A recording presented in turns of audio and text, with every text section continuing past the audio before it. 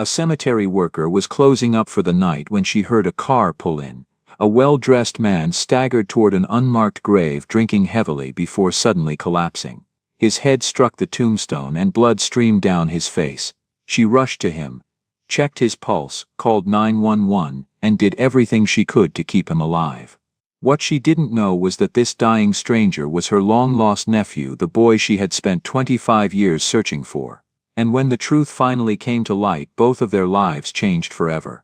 Before we continue, tell us what time it is and where you're watching from. Subscribe and hype, because tomorrow I've got something extra special for you. November 25th, 2025. 7 o'clock in the evening. Oakwood Cemetery, Memphis, Tennessee. Grace Williams stood at the iron gates, keys in hand, ready to lock up for the night. The air had that sharp bite that comes right before winter really settles in. She pulled her coat tighter and looked back across the grounds one more time. 8 years she'd worked here as a groundskeeper. 8 years of tending to the sleeping, as she liked to think of it. She was 58 years old now, but her hands were still strong from her 20 years as a nurse before this. Some folks thought it strange, trading the living for the dead. But Grace knew better. This wasn't about death. It was about memory. About keeping promises. Her feet carried her along the familiar path through Section C, past the old oaks that had stood here longer than anyone could remember. She stopped at a simple granite stone. Catherine Ann Pierce, 1964 to 2000. Beloved mother and sister. Good night, Katie, Grace whispered, bending to place a fresh white rose against the marker. She did this every week, had done it for 25 years. I miss you, sister. The word sister came out soft, private. Nobody knew that word belonged to them. A white woman and a black woman, growing up as sisters in 1970s Memphis, some things you kept close to your heart. Grace walked a few more steps to another grave. This one had no name carved in stone, just a number assigned by the county. John Doe number 247. Rest well, Tommy, she said quietly. She knew who rested here. Thomas Michael Pierce, Catherine's husband. A good man once, broken by grief and bottles. Grace had found him 3 years ago, homeless and sleeping rough right here in this cemetery, trying to freeze himself to death 20 feet from his wife's grave. She'd taken him in, fed him, gave him a warm place to sleep for 15 months before his heart finally gave out in March of 2023. He died holding her hand, whispering apologies to people who weren't there. The sound of an engine pulled Grace from her thoughts. Headlights swept across the darkening grounds. She frowned. Cemetery was closed. She walked toward the entrance and saw a black Tesla pull through the gates before she could lock them. The car rolled slowly down the path and stopped right in front of John Doe 247's grave. Grace hung back by the oak tree, watching. The driver's door opened and a man stepped out. Even in the dim light from the old cemetery lamps, Grace could see he was young, maybe mid-30s. He wore an expensive suit, the kind that costs more than most people make in a month, but it was wrinkled like he'd been wearing it for days. He reached back into the car and pulled out a bottle. The distinctive round shape caught what little light there was. Bourbon. The expensive kind. Grace watched him walk to Thomas's grave and drop to his knees. He uncapped the bottle and drank straight from it. His shoulders shook. Then she heard his voice, rough and breaking. Why, old man, why did you have to die like this? He drank again, deeper this time. His body swayed. Grace knew the signs. 20 years as an ER nurse taught you when someone was past their limit. She started walking toward him. Sir, are you? He turned his head toward her voice, eyes unfocused, and that's when his body went slack. He toppled sideways and his head cracked against the corner of the granite marker with a sound that made Grace's stomach drop. The bottle shattered on the ground. Blood immediately started running down his face. Grace ran. Her knees weren't what they used to be, but she covered that ground fast. She dropped beside him, her fingers going to his neck. Pulse was there but weak. His breathing was shallow. The smell of bourbon was overwhelming. Sir, can you hear me? She pulled out her phone, dialed 911 with shaking fingers. Yes, I need an ambulance at Oakwood Cemetery, Section C. Male, approximately 35 years old, head trauma and possible alcohol poisoning. She kept her hand on his pulse while she talked to the dispatcher, then used her scarf to press against the bleeding gash on his temple. Her other hand tilted his head to the side. If he got sick, She didn't want him choking. The ambulance arrived in 8 minutes. 2 EMTs jumped out with their bags and a stretcher. "Do you know this man, ma'am?" the first EMT asked as they worked. Grace spotted a wallet on the ground where it must have fallen from his pocket. She opened it carefully. Tennessee driver's license. Jonathan Pierce, 35 years old. The name Pierce didn't register anything in her mind. It was common enough in Memphis. She'd known 3 different Pierce families just in her nursing days. "Good thing you found him," the second EMT said as they lifted Jonathan onto the stretcher. "Another hour out here in this cold with that much alcohol in his system, will he be okay?" Grace asked. "Alcohol poisoning for sure, possible concussion. We're taking him to Memphis General. You probably saved his life, ma'am." They loaded him into the ambulance, lights spinning red and blue across the quiet cemetery. Grace stood there holding his wallet, watching the ambulance pull away. She set the wallet on top of Thomas's headstone where someone would find it, then looked down at the grave. John Doe number 247. Thomas Pierce. Jonathan Pierce. "Who was that man?" she whispered to the darkness. "Why was he visiting you, Tommy?" She noticed tire tracks in the damp earth near the grave. Old tracks, worn in by multiple visits. This wasn't his first time here. She bent down and picked up the broken bottle neck. The label said Blanton's. She knew that name. $200 a bottle. A receipt had fallen from his suit jacket. She picked it up. Purchased today at a liquor store in downtown Memphis. Someone wealthy, someone in pain, someone visiting a nameless homeless man's grave and drinking himself unconscious. Grace stood there a long moment, curious but exhausted. She was too tired to puzzle it out tonight. She locked the gates behind her and drove home to her small house in Cooper Young. In her bedroom she opened the bottom drawer of her dresser and pulled out a photo album she kept hidden under old sweaters. Her hands knew every page by heart. First photo, a white woman with kind eyes holding a black baby. Eleanor Pierce and baby Grace, 1967. Next photo, 2 teenage girls, one white and one black, arms around each other laughing. Catherine and Grace, 1979. Next Catherine, pregnant and glowing, with Grace standing beside her, 1990. Next a newborn baby in Grace's arms. Baby Jonathan just hours old. Next a little boy, maybe 5 years old, holding Grace's hand. The back of the photo said, "Jonathan and Aunt Gracie 1995. Last photo, Jonathan at 10 years old, gap-toothed smile, messy hair. The last time Grace had seen him, she touched the photo with one finger. "You'd be 35 now, baby. 25 years. Catherine died when Jonathan was 10, and his father's mother, Maria, had taken him away to Nashville. Grace had tried to find him. Letters returned unopened. Phone calls unanswered. Eventually she'd hired a private investigator and learned he'd gone to MIT, then started some kind of tech company. He was successful. He was alive. That had to be enough. "Katie, I'm sorry," Grace whispered to the photo. "I lost track of your boy after Maria took him. I've been searching for 25 years. She closed the album and put it back in its hiding place. Grace had no idea that the man she'd just saved was the very person she'd been looking for all this time. 1 week later, December 2nd, late morning, Jonathan Pierce sat in his Tesla outside the cemetery gates, engine running, heat on. His fingers drummed against the steering wheel. His head still ached a little from the stitches, and the doctor had lectured him for 30 minutes about alcohol poisoning and liver damage and making better choices. He should go in. He should thank the woman who'd saved his life. The hospital had told him a cemetery worker named Grace Williams had called 911 and stayed with him until help arrived. But if he thanked her, she'd want to talk. She'd ask questions, and if she knew who he was, if she knew he was Catherine Pierce's son, he could already hear it, the judgment in people's voices. "Where were you for 15 years? Why didn't you visit your mother's grave? Why did you let your father die alone and homeless?" everyone asked. The handful of old family friends who'd tracked him down over the years. The reporters who dug up his past when his company went public. His therapist. His board members who thought his personal issues were affecting his focus. Even he asked himself those questions every single night. Better to be no one. Just John. A stranger she helped once.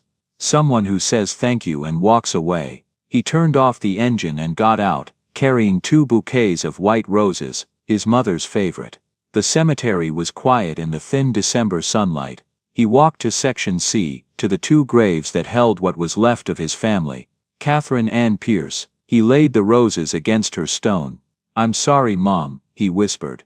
"I'm so sorry, 25 years of sorry. It never felt like enough." He moved to the unmarked grave beside hers and laid down the second bouquet. "I should have looked for you, Dad. I should have tried." The guilt sat in his chest like a stone. 15 years old, running away to Nashville with Grandma Maria because he couldn't stand watching his father drink himself to death. And then never calling, never checking, just telling himself his father didn't want to hear from him anyway. "Mr. Pierce." Jonathan's head snapped up. A woman stood about 20 feet away, pruning shears in hand, wearing work gloves and a canvas jacket. She was black, maybe late 50s, with gray threading through her short natural hair. Her face was kind. "You're the man from last week," she said, walking closer. Jonathan stood up quickly. "Yes, I wanted to thank you. You saved my life." She stopped a respectful distance away. "I'm glad you're all right. I'm Grace Williams. I work here." Jonathan hesitated for just a second too long. "I'm John." Grace smiled a little. "Nice to meet you properly, John. How are you feeling?" "Better. Thanks to you." He shoved his hands in his pockets. I should go. Take care of yourself, John." He walked away, feeling the lies sitting heavy on his tongue. That evening, Jonathan stood in his penthouse apartment downtown. 5,000 square feet of glass and steel and expensive furniture that somehow still felt empty. He poured himself a whiskey, then stared at it and poured it down the sink.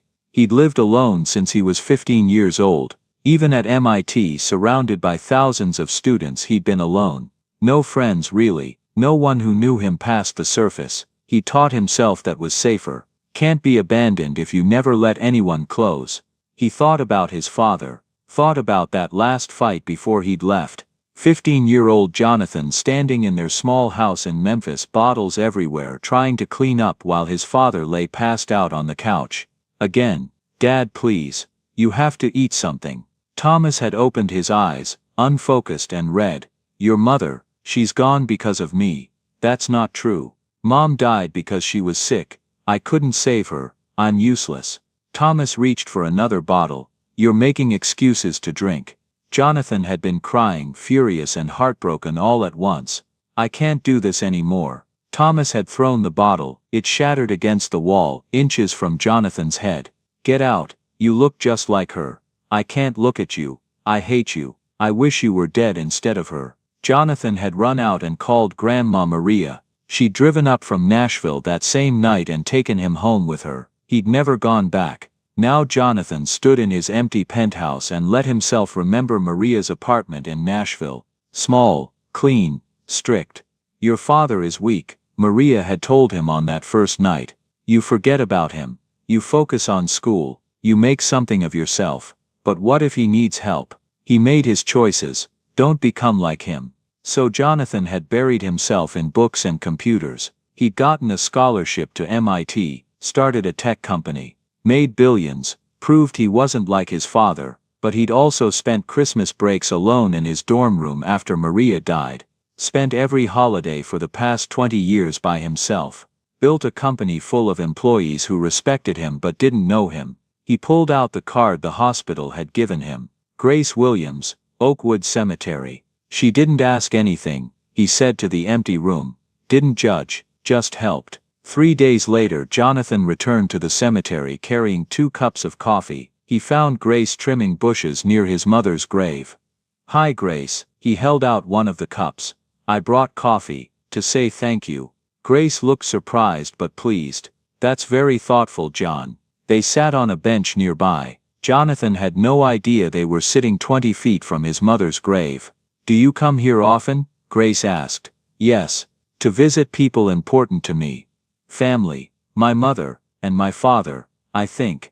Grace waited, not pushing. "It's complicated," Jonathan continued. "We were estranged. He died before I could." His voice broke. He couldn't finish the sentence. Grace's voice was gentle. "I'm sorry. That must be very hard. I made mistakes, big ones. and now I can't fix them.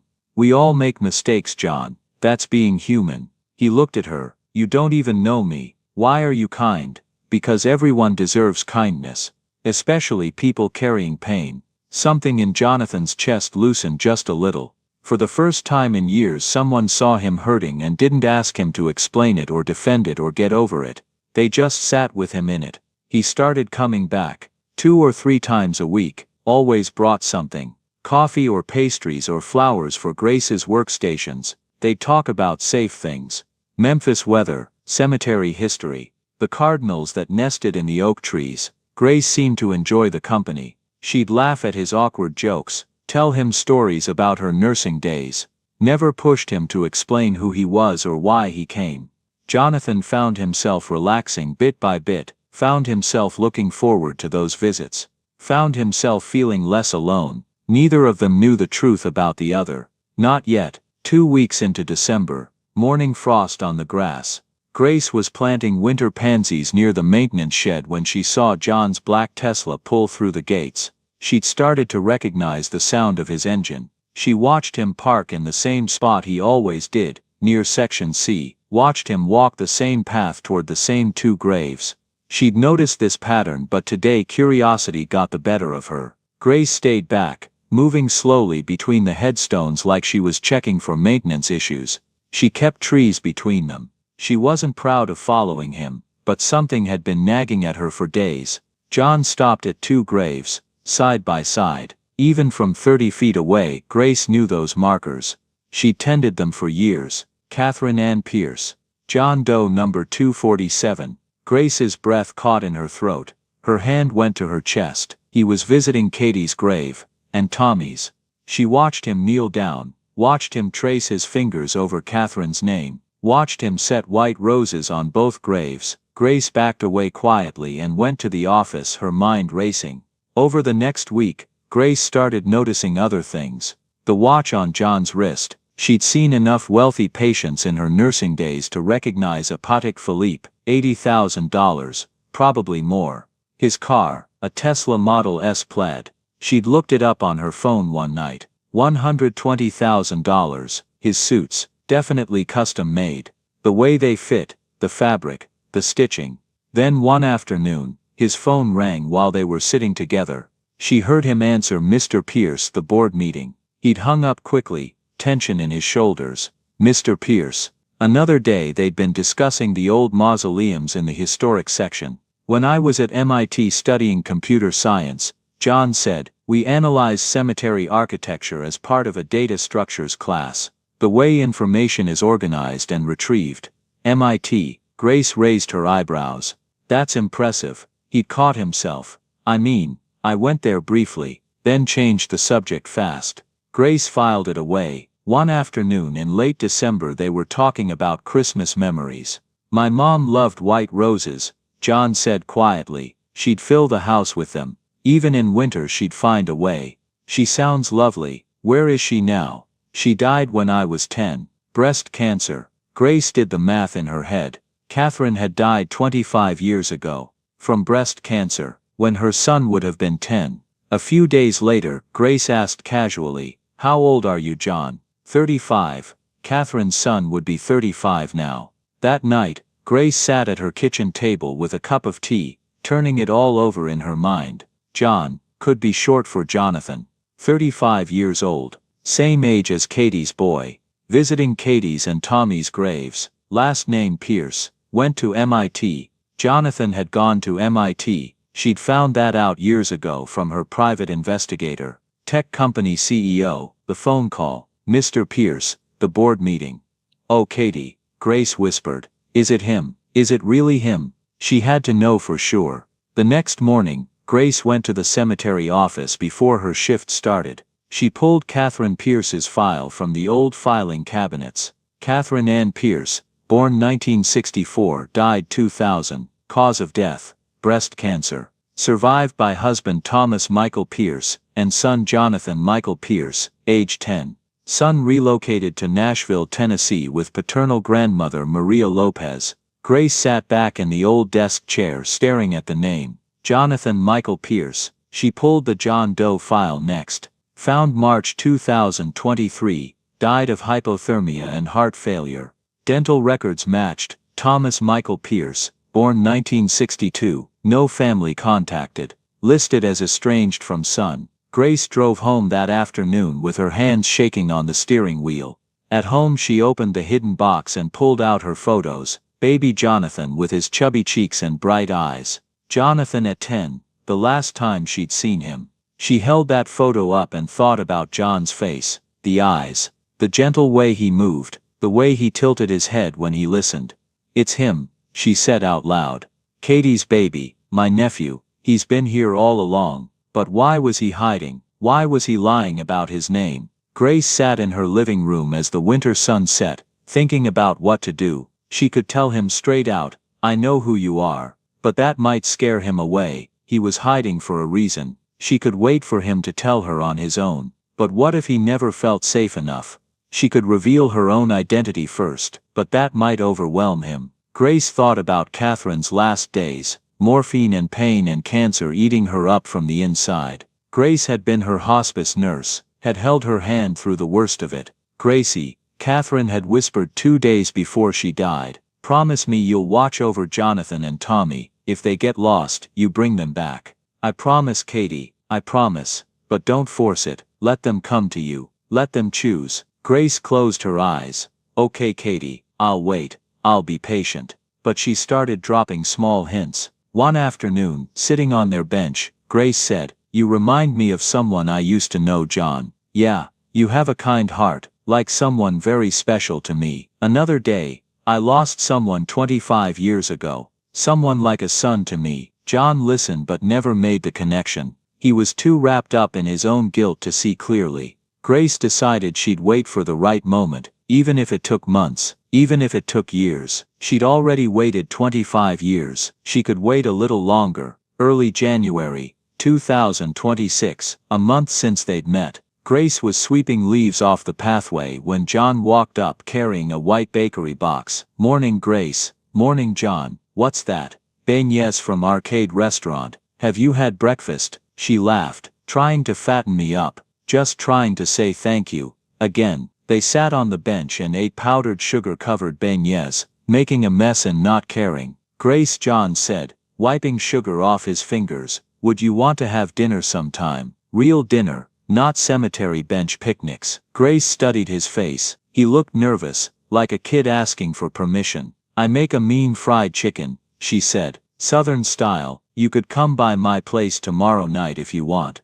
I don't want to impose. You're not imposing, John. I'd enjoy the company. The next evening, Jonathan showed up at Grace's small house in Cooper Young at 6 o'clock sharp. He carried a bottle of wine and a bouquet of flowers. Grace opened the door, and the smell of fried chicken and collard greens rolled out into the cold January air. Come in, come in. Don't let the heat out. Jonathan stepped inside and stopped. The house was small but warm, cozy, lived in. Photos on every wall, a quilt draped over the couch, books on shelves, plants in windows. This smells exactly like. He stopped, swallowing hard. Like home. A long time ago. Grace took his coat. Your mother cooked like this? Yes, before she got sick. Sunday dinners were. He couldn't finish. It's okay, we can talk about something else. No, it's nice to remember the good times. They ate at the small kitchen table. Fried chicken, collard greens, mac and cheese, cornbread with butter.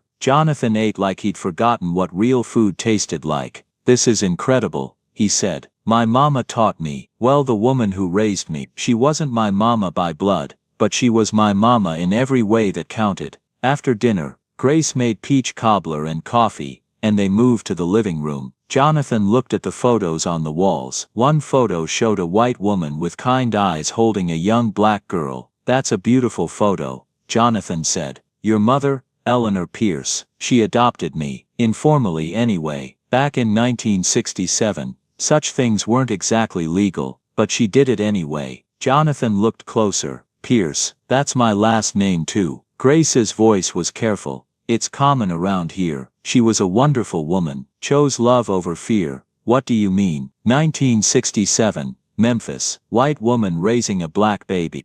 It wasn't easy.